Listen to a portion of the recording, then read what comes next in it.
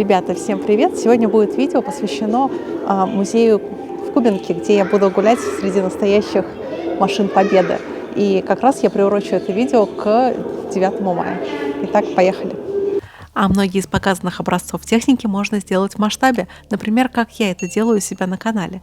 Например, сборную модель вот такой вот Т-34 можно купить в магазине «Модельная лавка».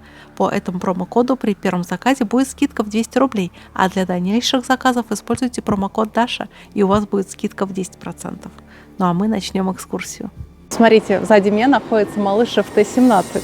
А сзади, помните, танк МС-1. Это легендарный танк, с которого начинается игра World of Tanks. С МС-1 начинается не только World of Tanks, но и все танкостроение в России. В конструкции Т-18 или МС-1 явно прослеживается Renault ФТ-17. Именно эта машина стала опорной при производстве всех вышеперечисленных моделей. Строили первенца на Ленинградском заводе «Большевик» и Молотовилихинском машиностроительном заводе в Перми. ФТ-17 тут в экспозиции неспроста. В Российской империи танков не было вообще, поэтому оставался только путь лицензионного производства, для чего во Франции была закуплена официальная лицензия на производство ФТ-17. И обратите внимание, что ведущий каток выполнен не из металла, а из дерева. Танк Renault ФТ-17 можно считать лучшим танком Первой мировой войны. Лицензионный Renault принято называть Renault Русский. Также в истории не следует упускать широкое применение британских ромбов. Некоторые из них использовались Красной армией во время Гражданской войны. Это были медленные, громоздкие и заметные машины. Кстати, у них внутри довольно просторно, но в то же время в них было нечем дышать. Двигатель пыхтел, пушки и пулеметы производили много дыма, и обзор был практически нулевым. А спансоны вместо башен придавали корабельный шарм этой, пусть и не очень удачной, но знаменитой для мирового танкостроения машины.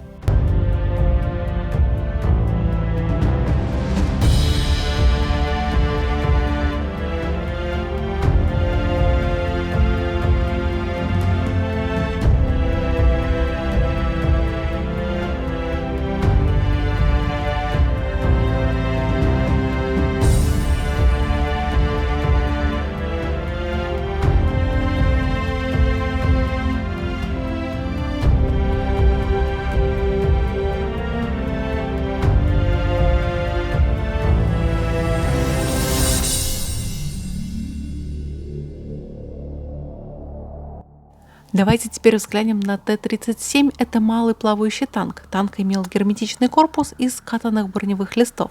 Трансмиссия располагалась в передней части корпуса, механик-водитель располагался слева, командир, он же стрелок, справа по ходу движения. Двигатель автомобильный Ford АА располагался сзади вдоль оси танка. Для увеличения плавучести к надгусеничным полкам крепились поплавки, заполненные пробкой. Движение на плаву обеспечивалось гребным винтом, маневрирование рулем. При этом лопасти гребного винта могли проворачиваться, обеспечивая таким образом реверс хода на плаву.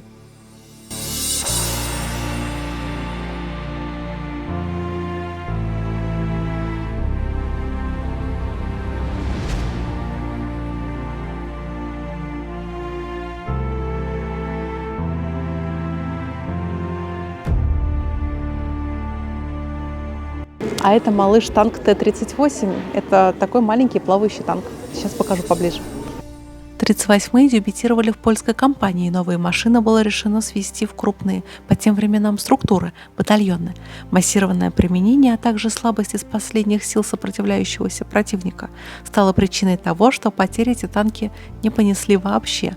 В Финляндии они также применялись достаточно успешно, но лишь тогда, когда враг не располагал противотанковыми средствами. Германский Блицкриг стал причиной потери большей части Т-38 в первые же недели войны. Ну а тут возле туалета стоит легкий танк Т-30. И смотрите, какой он маленький по сравнению с этой самоходкой. Установить точные данные о боевом применении Т-30 тоже достаточно трудно, так как их часто смешивали с аналогичными Т-40 и Т-40С. Тем не менее, известно, что с августа 1941 года легкие танки Т-30 начали поступать на комплектование танковых дивизий нового состава, сформировавшихся в основном под Москвой. К концу 1942 года они исчезли из боевых частей, за исключением единичных машин. А это двухбашенная версия одного из самых моих любимых танков времен Второй мировой войны Т-26. И обратите внимание, что в одной башне установлено пулеметное вооружение, а в другой пушка. Позже от идеи многобашенных танков в Советском Союзе, да и во всем мире отказались. Боевой путь Т-26 был весьма долгим и непростым. Гражданская война в Испании, Хасан, Халхин-Гол, война с Финляндией, Великая Отечественная война. Последним местом применения Т-26 стали поля разгрома японской Квантунской армии на Дальнем Востоке. Т-26 также имеет зарубежные корни. Это, по сути, глубокое переосмысление британского шеститонного Виккерса, одного из самых удачных танков своего времени. А сзади меня находится очень редкий танк. Это огнеметный Т-26. Обратите внимание, у него в пушке огнемет. Сейчас покажу его чуть ближе. Бронзбойт огнемета, закрытый броневым кожухом, размещался в башне вместе со спаренным 7,62 мм пулеметом ДТ. На 22 июня 1941 года в механизированных корпусах РКК было 994 химических танка на базе Т-26. ХТ активно использовали в начале Великой Отечественной войны. К концу 1941 года большая часть химических 26-х потеряна, но небольшое их количество еще использовалось в боях на юго-западном, южном и крымских фронтах весной 1942 года. Легкий танк БТ-2 начинает показ быстроходных советских танков. Этот танк тоже имеет зарубежные корни в своей родословной. БТ-2 был создан на базе танка Кристи и является его советским развитием. Стоит отметить, что как раз два закупленных танка Кристи в СССР именовались как БТ-1.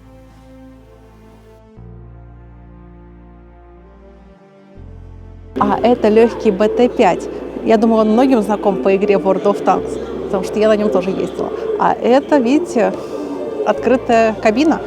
Смотрите, как там тесно. Сейчас тоже покажу это поближе. Интересно, что у него руль, а не рычаг, как в других танках. Итак, пойдем. У БТ-5, конечно же, не кабина, а боевое отделение, и оно довольно тесное. К началу Великой Отечественной войны на вооружении Красной Армии находилось около 1700 БТ-5, причем некоторые из них требовали ремонта.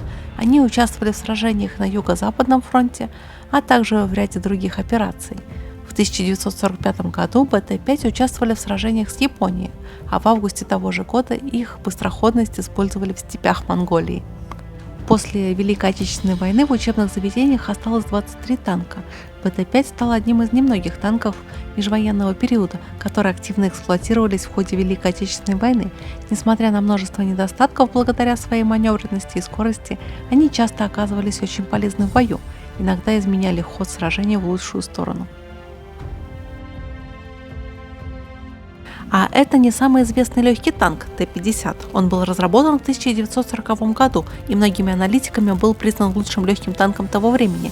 Но из-за ряда проблем машин было произведено не так много и широко этот танк не использовался. По своей броневой защите он соответствовал среднему танку Т-34.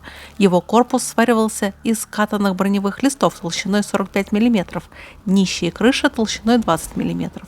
О боевой судьбе танков Т-50 известно очень мало. Боевые машины, изготовленные в Ленинграде, находились на вооружении одной из танковых бригад, действующих на Карельском перешейке.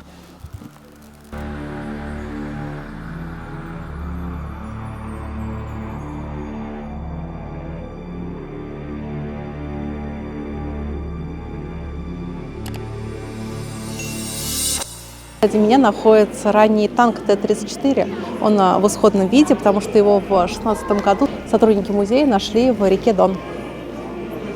Ну, вот сейчас покажу поближе. Единственное, тут освещение мне не нравится. А это легендарный танк Т-34 с башней раннего образца, так называемым «пирожком». Машин именно с такой башней в мире сохранилось очень мало, так что этот экземпляр действительно очень ценный экспонат. И мне нравятся экспонаты именно в таком виде, не лощеные со свежевыкрашенной блестящей краской, а такие суровые машины. В них чувствуется дух истории и одновременно наводят и жуть, и трепет. Ведь именно в этой машине, скорее всего, погибли люди. А сколько этот танк за свой боевой путь успел уничтожить вражеских танков? И не стоит забывать, что танк – это в первую очередь орудие для убийства, и созданы они именно для этой цели. Немного я хочу рассказать про сам парк Патриот. В нем очень удачно расположены экспонаты, ко многим можно подойти с разных сторон, а на некоторые даже и залезть. Но, к сожалению, не ко всем, и что немножко обидно. Парк Патриот чем-то внешне напоминает зарубежные танковые музеи, что дает ему очевидный плюс. Я несколько лет назад была в старом танковом музее в Кубинке. Там машины стояли будто бы на складе хранения, но уж точно те ангары не были похожи на музей. А в парке Патриот нет многих, кстати, отечественных экспериментальных послевоенных танков. И, скорее всего, они остались на старой площадке, и, наверное, я туда рано или поздно все-таки доберусь. А это знаменитая Т-34 с башней-гаечкой, или, как ее называли немцы, Микки Маус. И тут есть открытый люк, сейчас вам покажу, что внутри. Т-34 с так называемой башней-гайкой появились в феврале 1942 года. Их производили параллельно с предыдущей моделью до апреля, после чего Т-34 образца 1942 года полностью заменила старую. Основными особенностями новой машины стала броня. Она стала толще, маска орудия имела скругленную форму, а главная гайка была исключительно литой. Из других отличий увеличился внутренний объем, появились отдельные люки наводчика и заряжающего, появились новые прицелы. Однако новая броня не решила пару проблем – это слабый обзор и распределение должностей между членами экипажа. Командир был по совместительству наводчиком, что не давало ему заниматься исключительно поиском целей. Конструкторы это по-прежнему прекрасно понимали и поэтому принялись за разработку новой башни на 3 члена экипажа.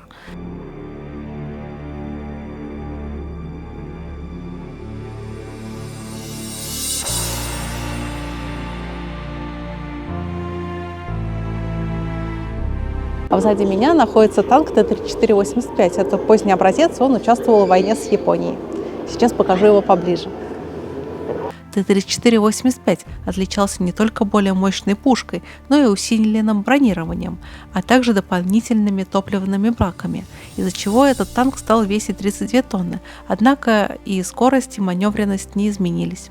В декабре 1943 года танк Т-34-85 поступил в серийное производство, и уже в конце января 1944 года его стали использовать в сражениях.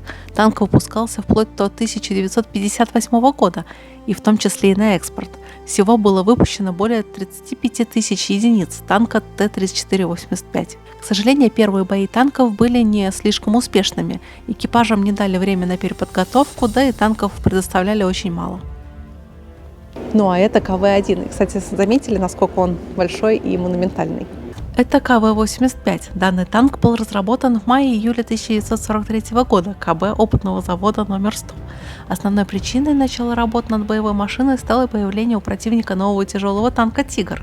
Танк КВ-85 приняли на вооружение в августе 1943 года, а серийно выпускался Челябинским Кировским заводом вплоть до октября 1943 года. Танк был снят с производства в связи с переходом ЧКЗ на производство более современных совершенных тяжелых танков ИС-1. Всего на ЧКЗ было построено 148 танков КВ-85, активно применяющихся в боевых действиях 1944 года. Посланные на фронт танки были потеряны или списаны в 1944-1945 годах. До настоящего времени сохранился лишь один аутентичный танк КВ-85.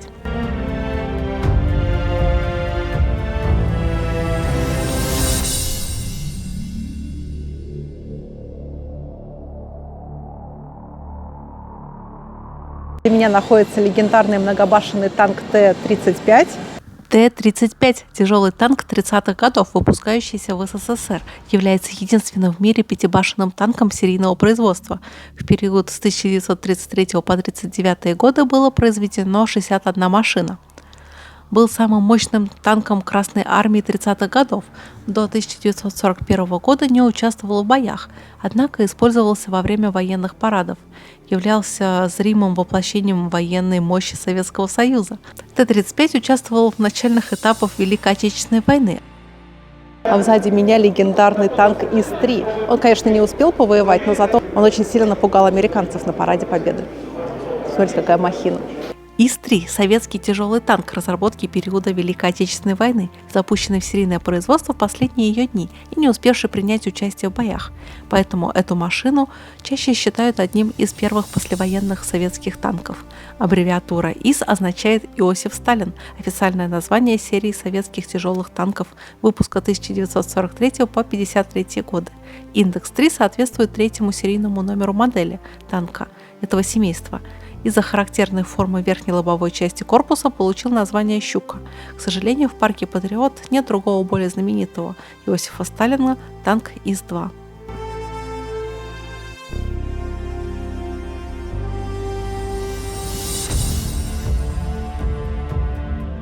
Для меня стоит Су-76. Я знаю, что ее не очень любили в войсках, но зато она положила какой-то вклад в победу, и ее назвали «Сукой». Самоходка выполнена на базе легких танков Т-60 и Т-70 и предназначалась для непосредственного сопровождения пехоты, имела противопульное бронирование. Основное вооружение позволяло бороться с легкими и средними танками противника.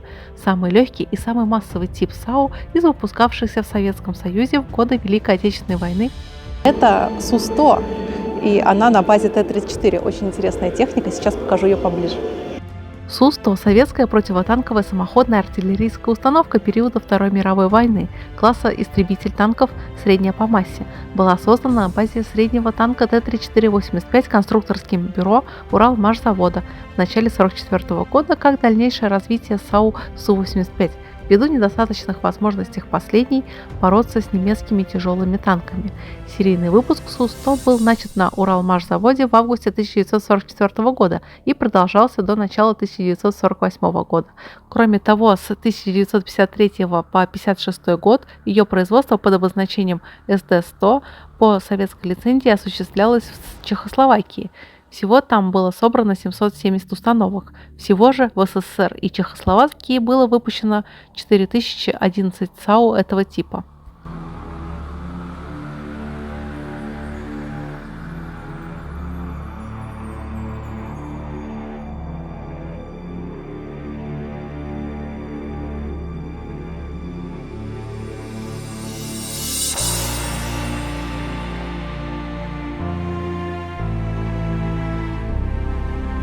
Ходка Су-122, и она тоже на базе танка Т-34. Тоже заметьте нам, какой у нее темный оттенок. Су-122 – средняя по массе советская самоходная артиллерийская установка класса штурмовых орудий. С некоторыми ограничениями могла использоваться и в качестве самоходной гаубицы. Эта машина была одной из первых разработанных в СССР САУ, принятых в крупносерийное производство. А сзади меня Су-152. И, кстати, знатоки в комментариях напишите, чем она отличается от ИСУ-152. Су-152 – тяжелая советская самоходная артиллерийская установка времен Второй мировой войны, построенная на базе тяжелого танка КВ-1С и вооруженная мощной 152 мм гаубицей пушкой МЛ-20С. Сзади меня еще один очень уникальный образец – это ИСУ-152. И, кстати, обратите внимание, у него пулемет ДШК, а в народе его называли Даша. ИСУ-152 в названии машины буква И. Это означает, что этот танк был сделан на базе танка ИС. САУ того же калибра под названием Су-152 выпускалась на базе танка КВ-1. Индекс 152 означает калибр основного вооружения машины.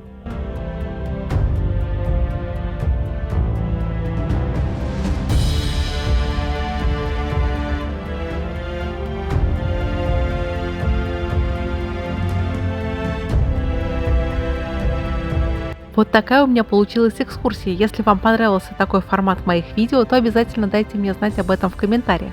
А если вы были в парке Патриот в Подмосковье, то тоже дайте мне свои впечатления в комментариях. Лично меня очень вдохновил этот поход в музей на создание новых моделей.